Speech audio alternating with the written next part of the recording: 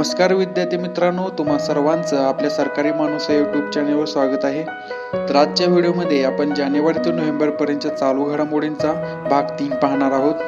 तर मित्रांनो, आता सरळ सेवा परीक्षांचं काम सुद्धा अंतिम टप्प्यात येऊन ठेपलेलं आहे.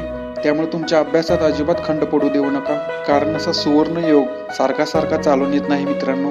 कोरोना काळामध्ये ज्यांची वर्ष वाया गेलेली आहेत त्यांच्यासाठी सुद्धा वय वाढवून देण्याचा शब्द सरकारने दिलेला आहे. हे एका अर्थी बरं आहे, पण ज्यांच्या आयुष्यातील ती 3 वर्ष वाया गेलेली आहेत त्यांनाच ते 3 वर्षाचं महत्त्व समजणार आहे. कारण परीक्षेत तुम्ही वय वाढवून द्याल, पण आयुष्यातले जे 3 वर्ष वाया गेले त्याचं काय, हा प्रश्न प्रत्येक मुलाच्या मनात येत असणार आहे. तर असो, आलिया भोगासी असावे सादर, एक खूप छान वाक्य आहे मित्रांनो. तुम्ही किती पण हुशार लोकांमध्ये बसा, पण अनुभव मैदानात उतरल्याशिवाय येत नाही. आणि हे खरंच आहे मित्रांनो, कारण विहिरीच्या काठावर बसून कोणीच पोहायला शिकत नाही. त्यासाठी पाण्यात उतरून गटांगळ्या खाव्याच लागतात. कारण असं म्हणतात की अनुभवाने माणूस शहाणा होतो. तर आता तुमचा जास्त वेळ नाही घेता डायरेक्ट प्रश्नावलीला सुरुवात करूया. तो चलिए शुरू करते हैं. तर पहा प्रश्न पहिला. ISSFच्या विश्वचषक स्पर्धेत कोणत्या भारतीय खेळाडूंनी महिलांच्या 10 मीटर एअर पिस्तूल सांघिक स्पर्धेत सुवर्णपदक पटकावले? तर या सांघिक स्पर्धेत 3 महिला खेळाडू होत्या. त्यापैकी एक म्हणजे श्री निवेथा, दुसरी ईशा सिंग व तिसरी रुचिता विनेरकर. ही माहिती इथे लक्षात ठेवा मित्रांनो. तर आता आपण पुढचा प्रश्न पाहूया. पहा प्रश्न क्रमांक 2. शाश्वत विकास अहवाल 2021च्या निर्देशांकानुसार भारत कितव्या स्थानावर आहे? तर याचं योग्य उत्तर आहे मित्रांनो 120व्या.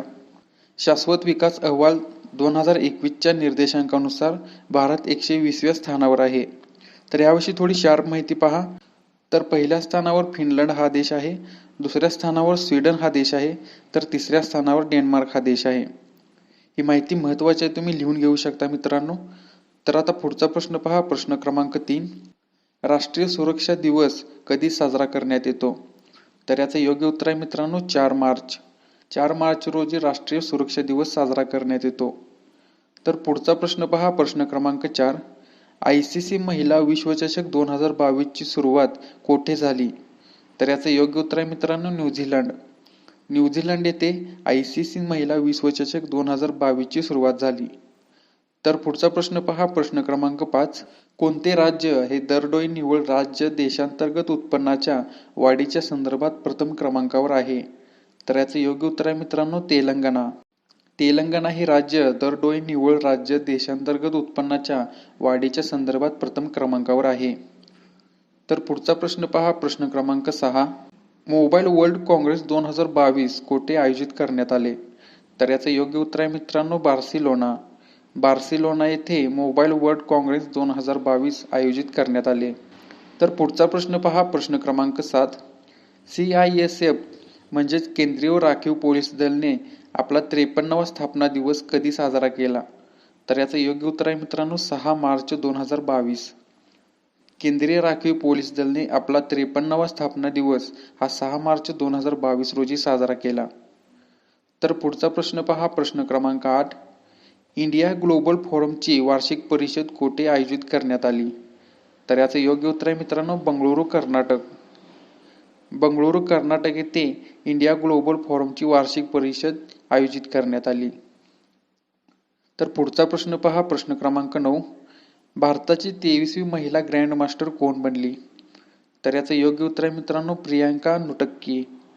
भारताची 23वी महिला ग्रँड मास्टर ही प्रियांका नुटक्की ही ठरली. तर पुढचा प्रश्न पहा. प्रश्न क्रमांक 10. मायक्रोसॉफ्ट कोणत्या ठिकाणी भारतातील सर्वात मोठे डेटा सेंटर क्षेत्र उभारणार आहे?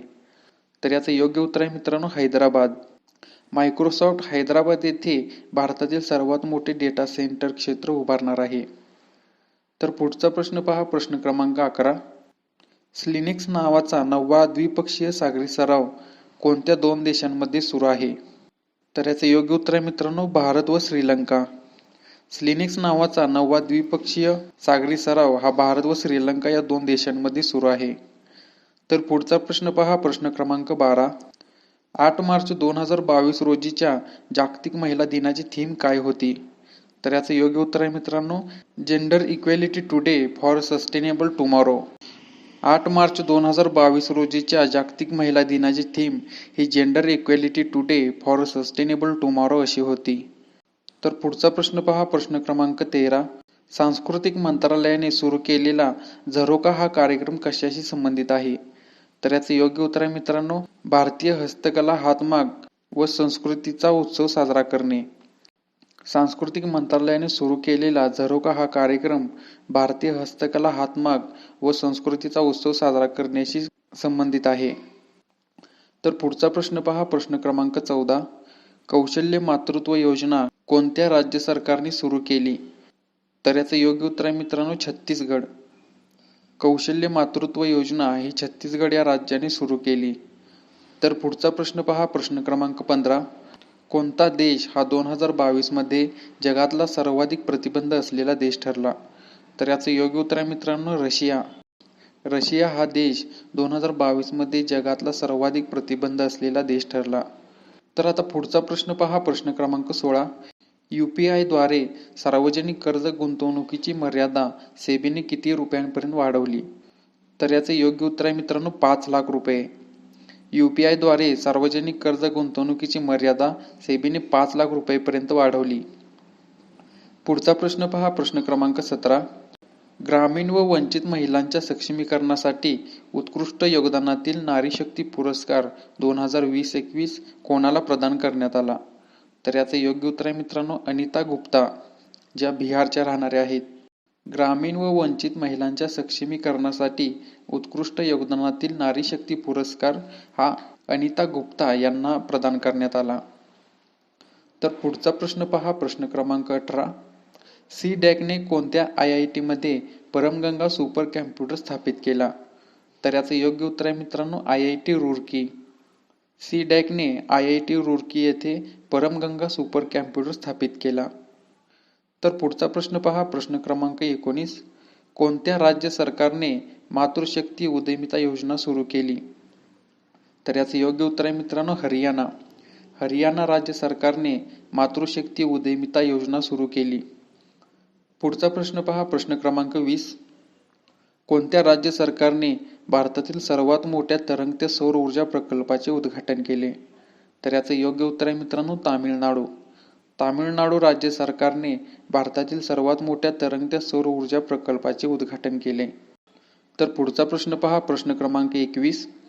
Skoch state of governor ranking 2021 नुसार कोणते राज्य प्रथम क्रमांकावर आहे? तर याचे योग्य उत्तर आहे मित्रांनो, आंध्र प्रदेश. आंध्र प्रदेश हे राज्य Skoch state of governor ranking 2021 नुसार प्रथम क्रमांकावर आहे. तर पुढचा प्रश्न पहा, प्रश्न क्रमांक 22. वुमन ॲट वर्क हा कार्यक्रम कोणत्या राज्य सरकारने सुरू केला? तर याचे योग्य उत्तर आहे मित्रांनो, कर्नाटक. कर्नाटक या राज्य सरकारने वुमन ॲट वर्क हा कार्यक्रम सुरू केला. तर पुढचा प्रश्न पहा, प्रश्न क्रमांक 23. कोणत्या राज्य सरकारने महिलांसाठी सुषमा स्वराज पुरस्कार जाहीर केले?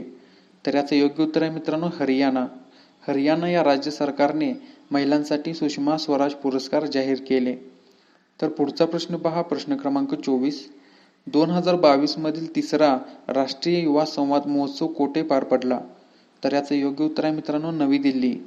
नवी दिल्ली येथे 2022 मधील तिसरा राष्ट्रीय युवा संवाद महोत्सव पार पडला. पुढचा प्रश्न पहा, प्रश्न क्रमांक 25. महाराष्ट्राचा अर्थसंकल्प 2022-23 किती सूत्रांवर अवलंबून आहे? तर याचं योग्य उत्तर आहे मित्रांनो, पंचसूत्र.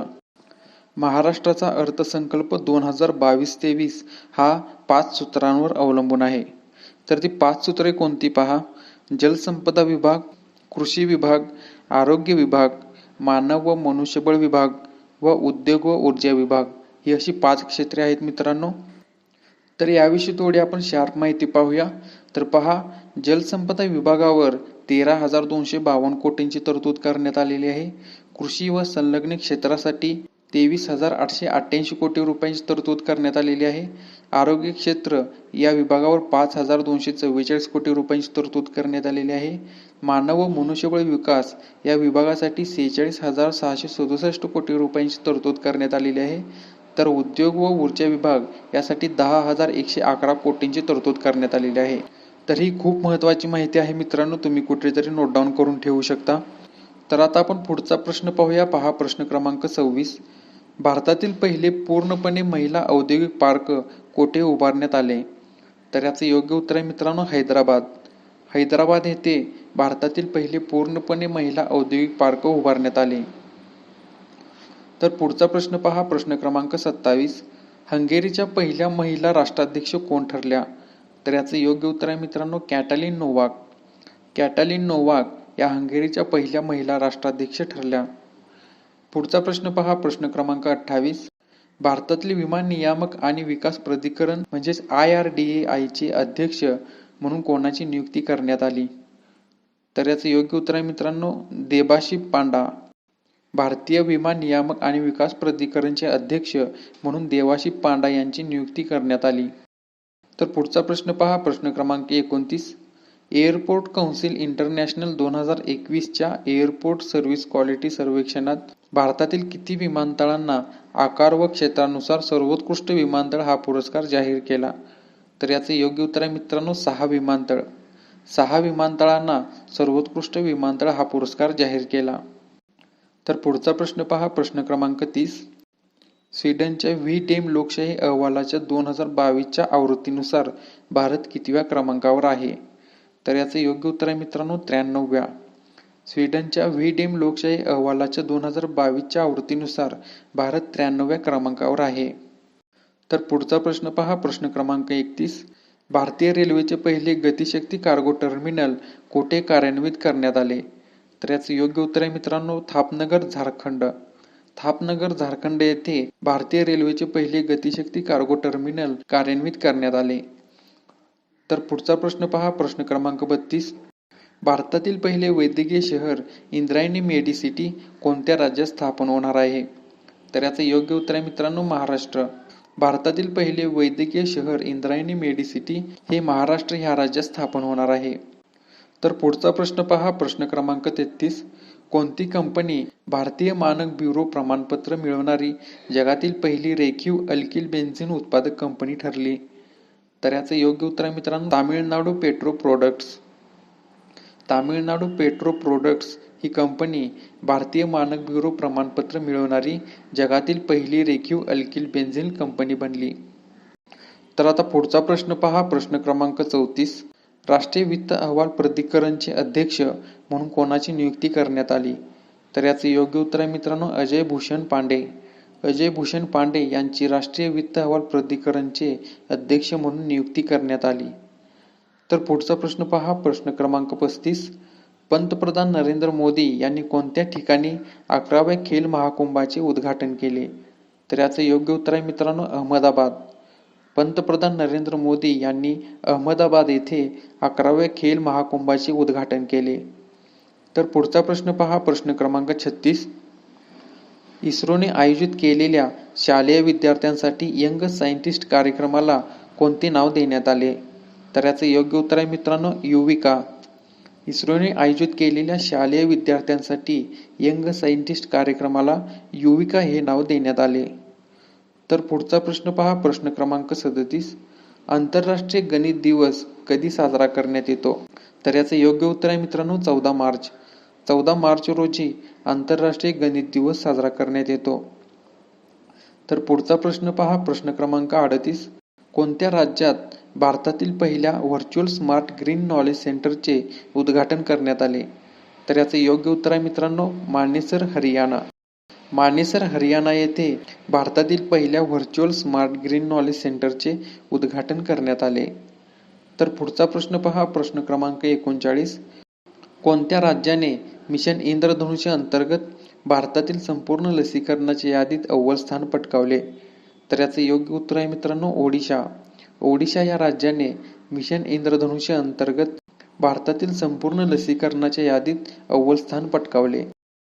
पुढचा प्रश्न पहा प्रश्न क्रमांक 40.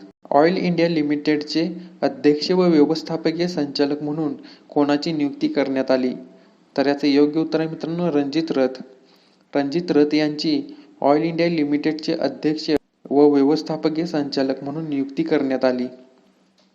तर पुढचा प्रश्न पहा प्रश्न क्रमांक 41. 75वा बाफ्टा पुरस्कार 2022 मध्ये सर्वोत्कृष्ट चित्रपटाचा पुरस्कार कोणत्या चित्रपटाला देण्यात आला? तर याचं योग्य उत्तर आहे मित्रांनो, the power of the dog. The power of the dog या चित्रपटाला सर्वोत्कृष्ट चित्रपटाचा पुरस्कार देण्यात आला. तर याविषयी थोडी शार्प माहिती पहा. तर 75वा बाफ्टा पुरस्कार 2022 मध्ये सर्वोत्कृष्ट अभिनेता हा विल स्मिथ हा ठरला. सर्वोत्कृष्ट शॉर्ट फिल्म ही द ब्लॅक कॉप ही ठरली. ही माहिती सुद्धा महत्वाची आहे मित्रांनो, ही माहिती लक्षात ठेवा. तर आता आपण पुढचा प्रश्न पाहूया. पहा प्रश्न क्रमांक 42. फिफा वर्ल्ड कप 2022 कोठे आयोजित करण्यात आला? तर याचे योग्य उत्तर आहे मित्रांनो, कतार. कतार येथे फिफा वर्ल्ड कप 2022 आयोजित करण्यात आला. पुढचा प्रश्न पहा प्रश्न क्रमांक 43. जागतिक ग्राहक दिन कधी साजरा करण्यात येतो? तर याचे योग्य उत्तर आहे मित्रांनो, 15 मार्च. 15 मार्च रोजी जागतिक ग्राहक दिन साजरा करण्यात येतो. तर पुढचा प्रश्न पहा प्रश्न क्रमांक 44. भारतातील पहिले वर्ल्ड पीस सेंटर कोठे स्थापन केले जाणार आहे? तर याचे योग्य उत्तर आहे मित्रांनो, गुरुग्राम हरियाणा. गुरुग्राम हरियाणा येथे भारतातील पहिले वर्ल्ड पीस सेंटर उभारले जाणार आहे. तर पुढचा प्रश्न पहा प्रश्न क्रमांक 45. देशातील पहिले कृत्रिम बुद्धिमत्ता व रोबोटिक्स टेक्नॉलॉजी पार्क कोठे सुरू करण्यात आले? तर याचे योग्य उत्तर आहे मित्रांनो, बेंगलोर. बेंगलोर येथे देशातील पहिले कृत्रिम बुद्धिमत्ता व रोबोटिक्स टेक्नॉलॉजी पार्क सुरू करण्यात आले. तर पुढचा प्रश्न पहा प्रश्न क्रमांक 46. भारतात सर्वात कमी माता मृत्यू दरामध्ये कोणते राज्य आघाडीवर आहे? तर याचे योग्य उत्तर आहे मित्रांनो, केरळ. केरळ हे राज्य भारतात सर्वात कमी माता मृत्यू दरामध्ये आघाडीवर आहे. तर केरळ या राज्यामध्ये माता मृत्यू दराचे प्रमाण किती आहे बघा, 1,00,000 बालक जन्मामागे 30 माता मृत्यू दर हे प्रमाण आहे. तर आता पुढचा प्रश्न पहा प्रश्न क्रमांक 47. राष्ट्रीय लसीकरण दिवस कधी साजरा करण्यात येतो? तर याचे योग्य उत्तर आहे मित्रांनो, 16 मार्च. 16 मार्च रोजी राष्ट्रीय लसीकरण दिवस साजरा करण्यात येतो. तर पुढचा प्रश्न पहा प्रश्न क्रमांक 48. ऑस्करमध्ये नामांकन मिळालेला पहिला भारतीय माहितीपट कोणता? तर याचे योग्य उत्तर आहे मित्रांनो, writing with fire. Writing with fire हा ऑस्करमध्ये नामांकन मिळालेला पहिला भारतीय माहितीपट आहे. तर आता पुढचा प्रश्न पहा प्रश्न क्रमांक 49. भारताची पहिली डिजिटल वॉटर बँक कोठे सुरू झाली? तर याचे योग्य उत्तर आहे मित्रांनो, बेंगलोर. बेंगलोर येथे भारताची पहिली डिजिटल वॉटर बँक सुरू झाली. तर पुढचा प्रश्न पहा प्रश्न क्रमांक 50. जागतिक पर्यावरणीय कामगिरी निर्देशांक 2022च्या अहवालानुसार भारत कितव्या क्रमांकावर आहे? तर याचे योग्य उत्तर आहे मित्रांनो, 180व्या. जागतिक पर्यावरणीय कामगिरी निर्देशांक 2022च्या अहवालानुसार भारत 180व्या क्रमांकावर आहे. तर या जानेवारी ते नोव्हेंबर पर्यंतच्या महत्त्वाच्या चालू घडामोडींचा भाग 3 होता. पुढच्या व्हिडिओमध्ये आपण याचा भाग 4 पाहणार आहोत. तसेच ज्या काही सरळ सेवेच्या जागा निघणार आहेत त्या सर्वांची आपण डिटेल माहिती पाहणार आहोत. त्यामुळे अजून सुद्धा तुम्ही जर आपल्या चॅनेलला सबस्क्राईब करून ठेवलं नसेल तर सबस्क्राईब करून घ्या मित्रांनो, म्हणजे मी नवीन व्हिडिओ अपलोड केली की त्याचं नोटिफिकेशन तुम्हाला लगेच मिळून जाईल. आणि अभ्यासात खंड पडू देऊ नका मित्रांनो, कारण जर अभ्यासात खंड पडला तर तुमच्या स्वप्नांमध्ये सुद्धा खंड पडेल आणि त्याची खूप मोठी किंमत तुम्हाला चुकवावी लागेल.